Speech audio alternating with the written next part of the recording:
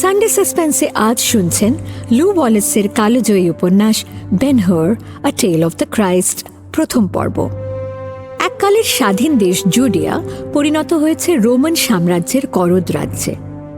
জুডিয়ার সম্ভ্রান্ত হোর পরিবারের Judah বেন-হুরের বাল্যবন্ধু Roman সেভারাস মেসালা ফিরে এসেছে জুডিয়ার রোমান সেনাধ্যক্ষ বা ট্রিবিউন হয়ে। তবে এত বছর পরে জুডা আর মেসালার মধ্যে যখন দেখা হয়, দুই বাল্যবন্ধুর মধ্যে মনোমালিন্য হয়। তার প্রতিশোধ নিতে নিছক এক দুর্ঘটনাকে রোমান গভর্নরকে হত্যা করার চক্রান্ত বলে জুডার মা এবং বোনকে কারাগারে পাঠিয়ে দেয় মেসালা। জুডাকে সে পাঠায় রোমান জাহাজে কৃতদাস হয়ে দাঁড় টানার কাজ করতে।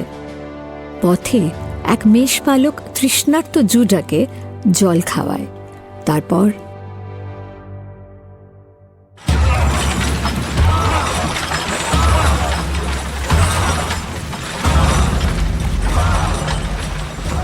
ভূমধ্য সাগরের বুক চিরে ছুটে যাচ্ছিল 7টা রোমান গ্যালি।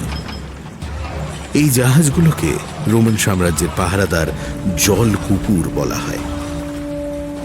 একদম সামনের গ্যালির ক্যাপ্টেন জুনিয়াসের সঙ্গে জাহাজ তদারক করে দেখছিলেন কনসাল কুইন্টাস অ্যারিয়াস। মাত্র গতকালই তিনি এই নৌবহরের ভার নিয়েছেন। বছর 50 বয়সের পোড় খাওয়া মানুষটি রোমের এক নামকরা ধনী বনেদি বংশের সন্তান এবং সিজারের বিশেষ বিশ্বাসভাজন সেনাপতি।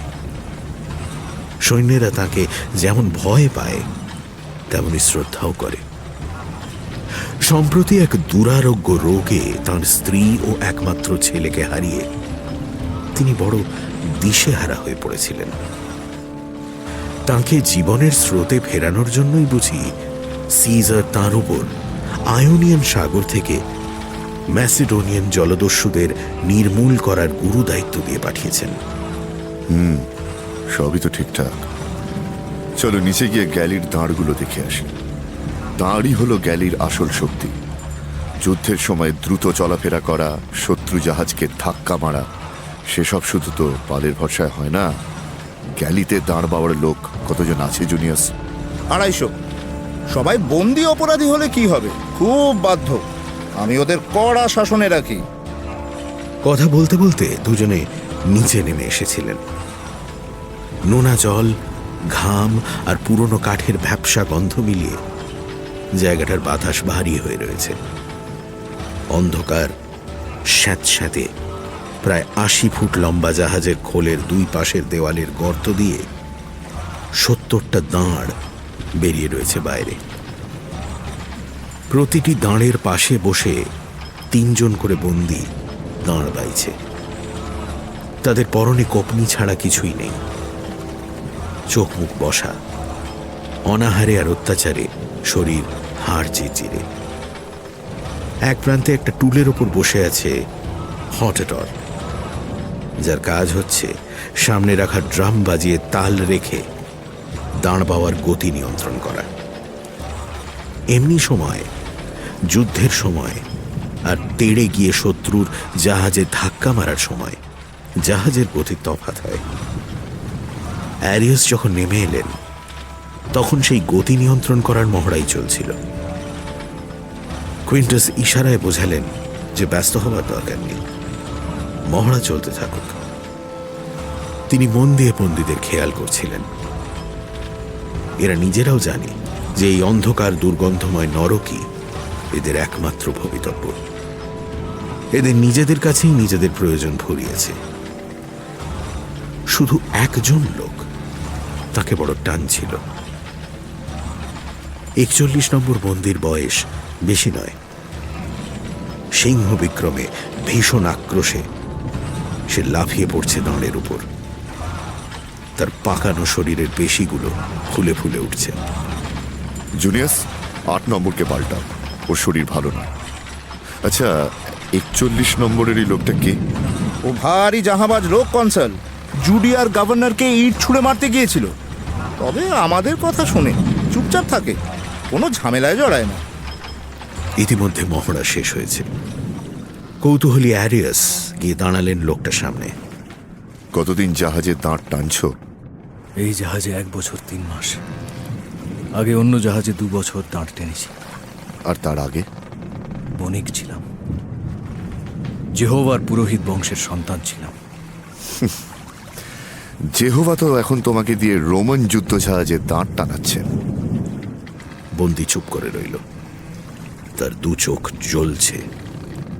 অ্যারিয়াস হঠাৎ হাতের লোহার ডান্ডাটা দিয়ে এক ঘা কষিয়ে দিলেন তার কাঁধে।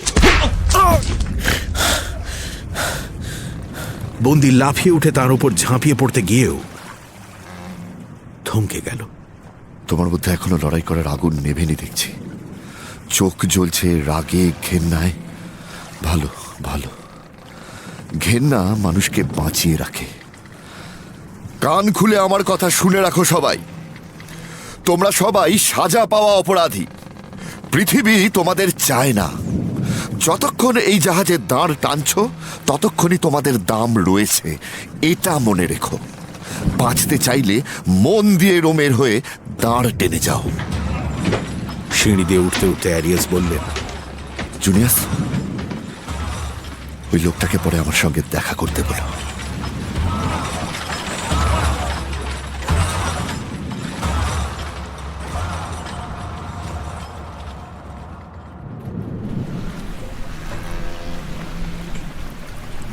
বিকেলে জুডা যখন দেখা করতে এলো তখন কুইন্টাস অ্যারিয়াস সকালের চেয়েও ভালো করে খেয়াল করে দেখলেন 41 নম্বরকে।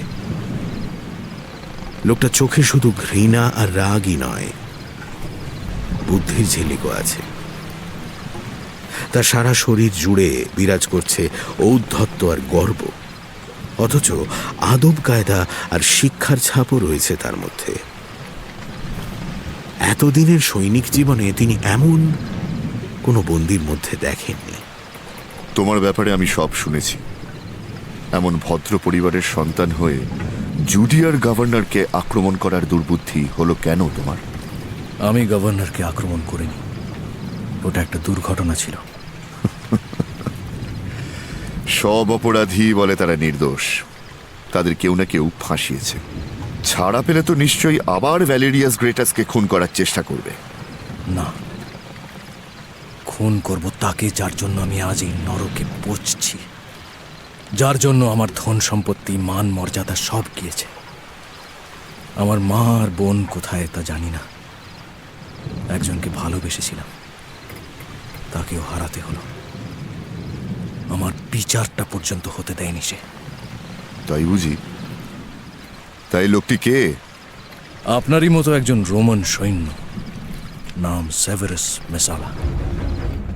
আমার বন্ধু ছিল সে এককালে। তুমি তো ইহুদি, একজন রোমান তোমার বন্ধু হয় কি করে? এই পার্থক্যটা মানতে পারিনি বলেই তো ওকে বন্ধু বলে ভাবার ভুলটা করে বসেছিলাম।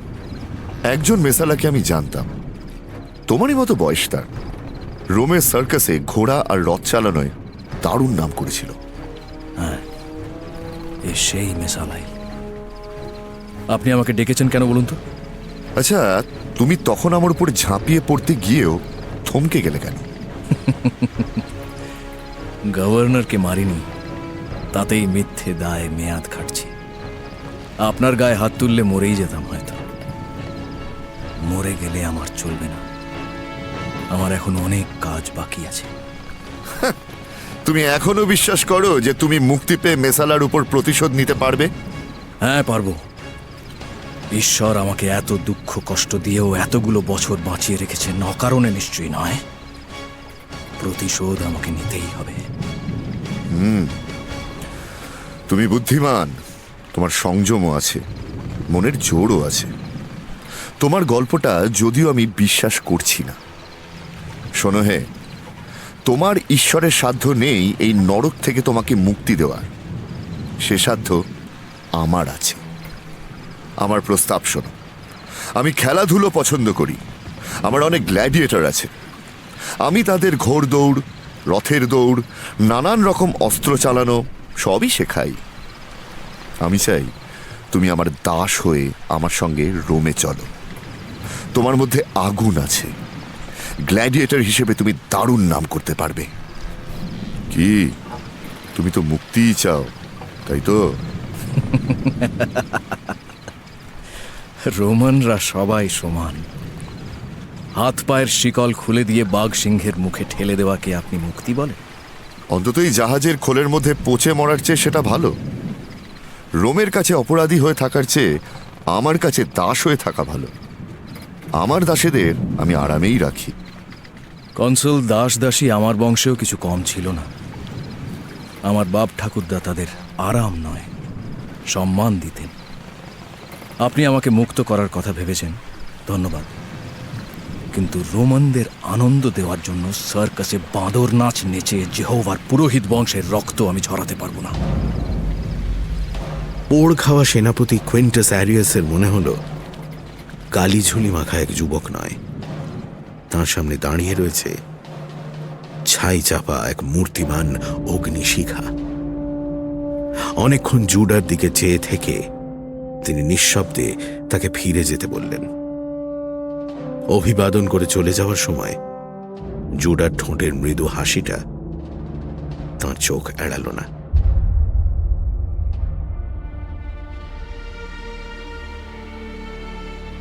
কুইন্টাস অ্যারিয়াসের কাছ থেকে ফিরে আসার পর জুডা কিন্তু স্বস্তিতে ছিল না। পরের ৩-৪ দিন তার মনের মধ্যে দ্বন্দ্ব চলতে লাগলো। এই অন্ধকূপ থেকে বেরিয়ে যাওয়ার একটা সুযোগ পেয়েছিলাম। রোমে পৌঁছে হয়তো পালাতে পারতাম।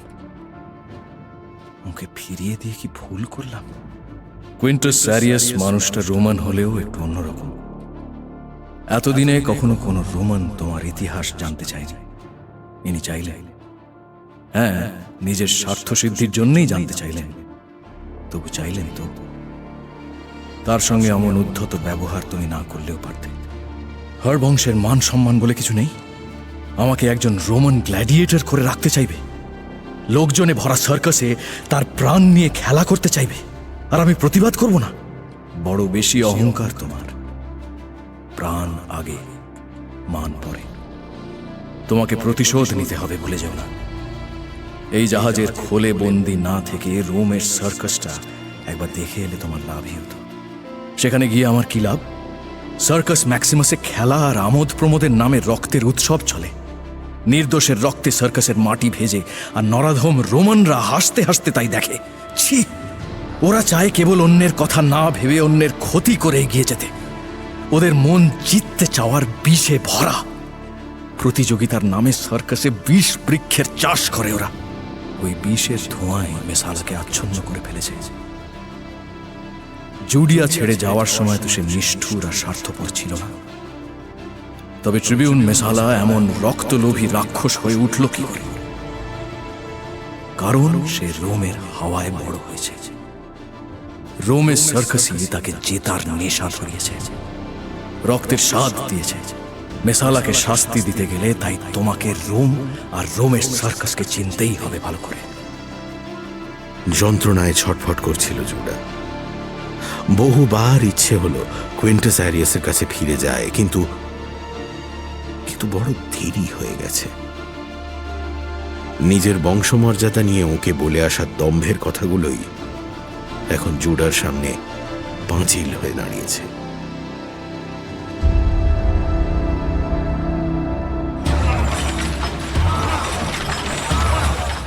কুইন্টাস অ্যারিয়াস প্রতিটি গ্যালিকে পরস্পরের থেকে 1 লিগ দূরত্ব বজায় রেখে সমুদ্রে জলদস্যুদের খুঁজে বেড়াতে বলেছিলেন।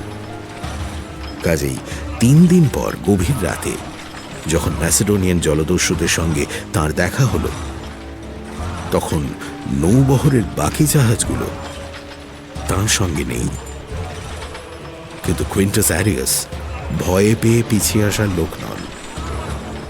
অন্ধকার সমুদ্রে 3টে গাঢ় কালো অবয়বকে ম্যাসেডোনিয়ান জলদস্যুদের জাহাজ বলে চিনতে পারা মাত্রই তিনি হুকুম দিলেন তাদের আক্রমণ করার। কিন্তু কনসাল, এই অন্ধকারে একা জলদস্যুদের পিছু নেওয়া কি ঠিক হবে? ম্যাসিডোনিয়ান ছুঁচোদের এত ভয় পাওয়ার কি আছে? ওই দেখো, ওরাও আমাদের চিনতে পেরেছে, তাই ভয় পালাচ্ছে। ডান দিক থেকে কুয়াশা উঠছে, দেখছো? ওরা ওই দিকেই ছুটছে। একবার কুয়াশার মধ্যে গা ঢাকা দিয়ে ফেললে ওদের খুঁজে পাওয়া শক্ত হবে। ওদের পালাতে দিলে চলবে না। বেশ, আমি এখনই নিচে গিয়ে দাঁড়ের গতি বাড়াতে বলছি। সব কটা বন্দির পায়ে শেকল বেঁধে দাঁড়ের সঙ্গে আটকে রাখবো, যাতে কেউ লড়াইয়ের সুযোগে পালাতে না পারে। হ্যাঁ, তাই করো। আর শিঙাবাজি আমাদের অন্যান্য গ্যালিগুলোতেও সংকেত পাঠাও। যাও যাও, তাড়াতাড়ি। আর শোনো, 41 নম্বরের হাত পায়ের শিকল খোলা রেখো, আমার আদেশ। জুনিয়াস অবাক হলেও নিঃশব্দে মাথা নেড়ে চলে গেল। 41 নম্বর বন্দির প্রতি কনসালের যে একটু বেশি দুর্বলতা জন্মেছে তা জাহাজের কারোরই চোখ এড়ায়নি। অবাক হলো জুডাও। তার আশপাশের বন্দিরা ঈর্ষার চোখে তাকাচ্ছিল তার দিকে। প্রাণপণে দাঁড় টানতে টানতে সে ভাবতে লাগলো, যুদ্ধের সময় বন্দি দাসদের শিকলে বেঁধে রাখাই রোমানদের নিয়ম। কুইন্টাস স্যারিয়াস কেন দয়া করছেন আমাকে? দয়ালু রোমান।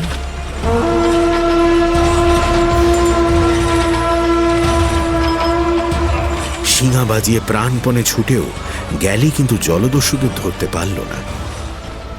সেই কুয়াশার মধ্যেই ঢুকতে হলো। নিরেট কুয়াশার দেওয়াল ভেদ করে কিছুই দেখা যায় না। গ্যালি স্থির হয়ে দাঁড়িয়ে পড়ল। কোথাও কোনো শব্দ নেই। ডেকের ওপর জুনিয়াস দিশেহারা, নাবিকরা উত্তেজিত।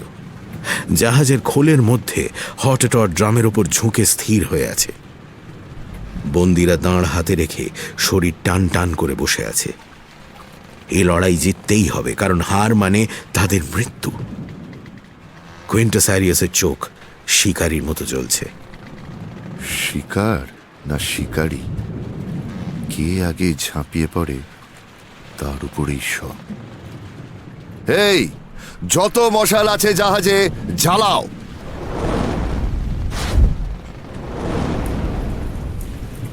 মশালের আলোয় কুয়াশা খানিকটা আবছা হলো। তৎক্ষণাৎ আতঙ্কে চিৎকার করে উঠল একদল নাবিক। ডান দিকে কুয়াশার পর্দার পিছনে ফুটে উঠেছে তেড়ে আসা ষাঁড়ের মতো একটা বিরাট জাহাজের কালো ছায়া। বিপদ আক্ষরিক অর্থেই ঘাড়ের উপরে এসে পড়েছে। জলদস্যু জাহাজগুলো পালায়নি, ঘাপটি মেরে লুকিয়েছিল। অন্ধকারের সুযোগ নিয়ে একটা জাহাজ তেড়ে আসছে, স্থির হয়ে দাঁড়িয়ে থাকা গ্যালির একপাশে ধাক্কা মারবে বলে। ধাক্কা! সামলে! মাস্তুল না ভাঙে! জলদস্যুরা জাহাজে চড়াও হবে। যুদ্ধ ছাড়া উপায় নেই, মরলে লড়াই করে মরব।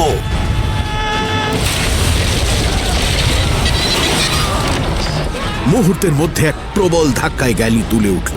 জাহাজ জুড়ে আর্তনাদ উঠল। জলদস্যুদের জাহাজের লম্বা মুখের অনেকটা গ্যালির দেওয়াল ভেঙে ভেতরে ঢুকে এসেছে। ফুটো দিয়ে হুড়হুড় করে জল ঢুকছে।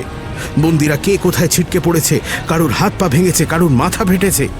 জুডার পাশের দুজন বন্দি ভারী দাঁড় চাপা পড়েই মরল। জুডাও মরত যদি বাঁধা থাকতো।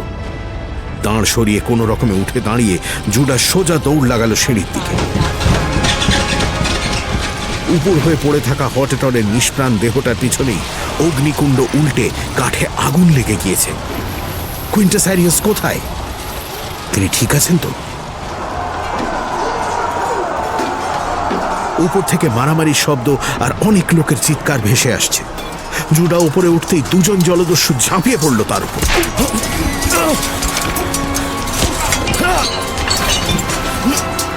এক লাথিতে একজনকে ফেলে দিয়ে অন্যজনের গলা নিজের হাতে লোহার শিকল দিয়ে পেঁচিয়ে ধরল জুডা। ততক্ষণে আগুন জাহাজের নিচ থেকে ডেকেও ছড়িয়ে পড়েছে। লোকটা যখন হাঁসফাঁস করছে তখনই জুডার চোখ পড়ল কুইন্টাস স্যারিয়াসের দিকে। জাহাজের অন্য কিনারায় দাঁড়িয়ে বীর বিক্রমে তিনি লড়াই করছেন 3 জন জলদস্যুর সঙ্গে, কিন্তু হাঁপিয়ে উঠেছেন। জুডা তাঁর দিকে পা বাড়াতেই একজন দস্যু তার মাথায় মুগুর মারল। কুইন্টাস স্যারিয়াস পড়ে গেলেন সোজা সমুদ্রে। জুডা ছুটে গিয়ে জাহাজের কিনারা থেকে ঝাঁপ দিল জলে।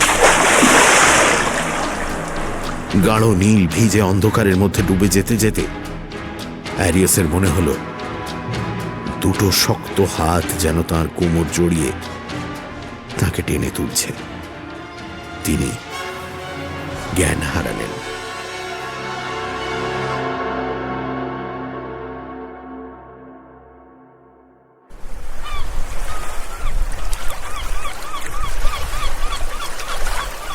জ্ঞান ফিরতে কুইন্টাস স্যারিয়াস আস্তে আস্তে উঠে বসলেন।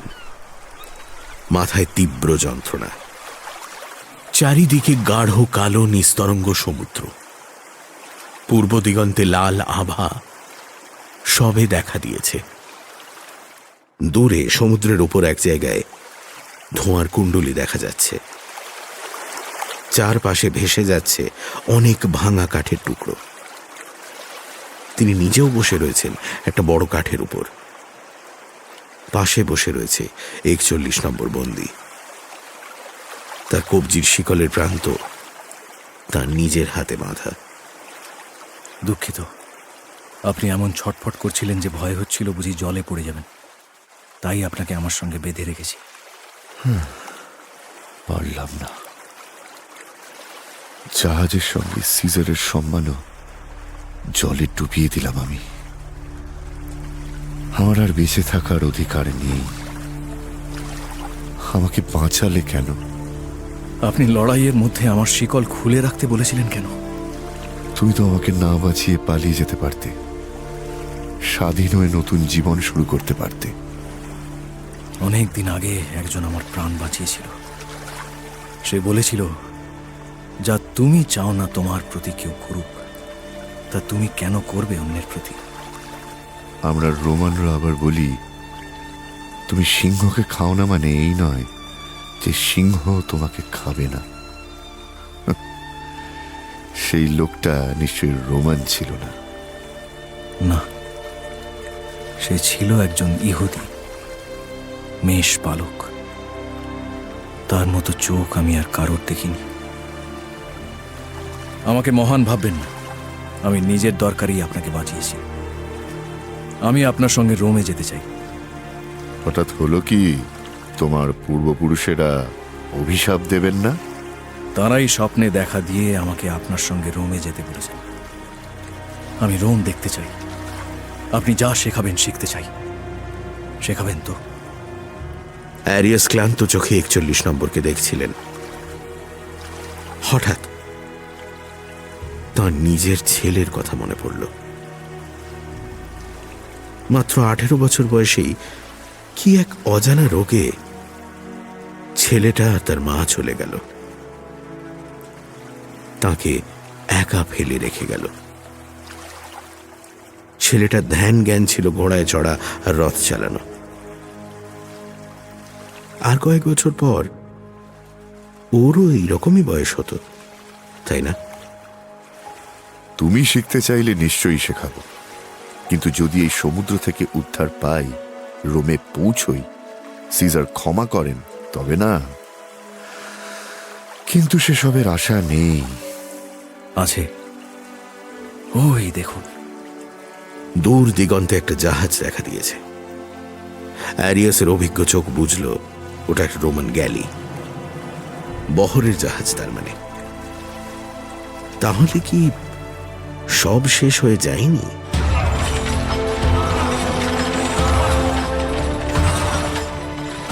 আধ ঘন্টা পরে গ্যালির উপর উঠেই অ্যারিয়াস যার মুখোমুখি পড়লেন সে আগের গ্যালির ক্যাপ্টেন জুনিয়াস।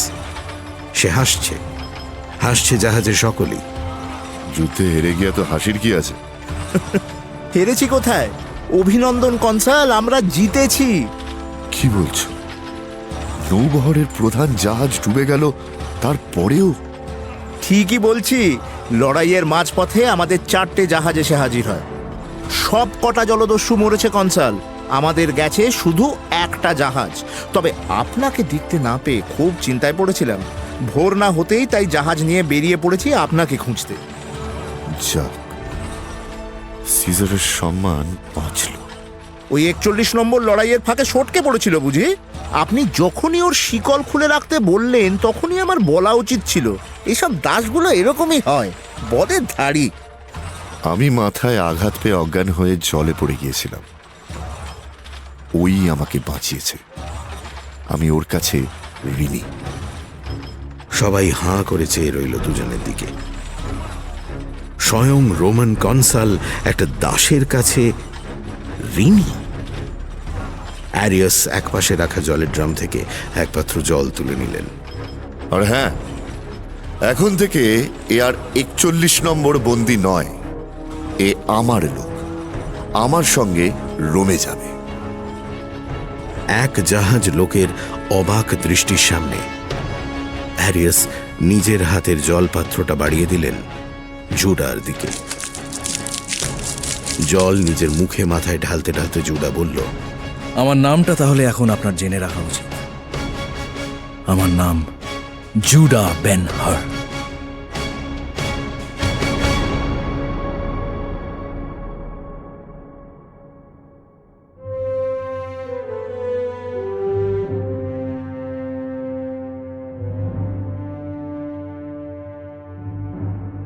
সানডে সাসপেন্সে আজ শুনলেন লু ওয়ালেসের কালোজয়ী উপন্যাস বেন-হার আ টেল অফ দ্য ক্রাইস্ট প্রথম পর্ব। জুডা বেন-হারের চরিত্রে গৌরব চক্রবর্তী, সেভারাস মাসালা অংশুমান পাল, ড্রুসাস অরিজিৎ, কুইন্টাস আরিয়াস দেবাঞ্জন মিত্র, এস্থর দেবী, জুনিয়াস পুষ্পল, মিরিয়াম তমালি চৌধুরী, তিরজা মোহর, শেখ ইলদেরিয়াম রাজীব চ্যাটার্জি, সাইমন ইন্ডেস উৎপল সরকার। অন্যান্য চরিত্রে আকাশ দেবার্ঘ, সম্রাট সাত্ত্বিক, অত্রি সৌমিত্র ইন্দ্রনীল অরুণাভ এবং যীশুখ্রিস্টের চরিত্রে সৌভিক গুহ সরকার। গল্প পাঠে এবং পর্ব পরিচালনায় দীপ, ধ্বনি পরিকল্পনা এবং আবহ সঙ্গীতে রিচার্ড, শব্দগ্রহণ সহযোগিতায় অভিজ্ঞান, সমগ্র পরিকল্পনা ও পরিচালনায় এবং গল্পের সূত্রধার আমি ইন্দ্রাণী। কার্যনির্বাহী প্রযোজক অরুণিমা দে, পোস্টার ডিজাইন গ্রিনিং ট্রি। শেষ হল লু ওয়ালেসের বেন-হার আ টেল অফ দ্য ক্রাইস্ট প্রথম পর্ব। গল্পের দ্বিতীয় এবং অন্তিম পর্ব নিয়ে সামনের সপ্তাহে ফিরে আসবে সানডে সাসপেন্স।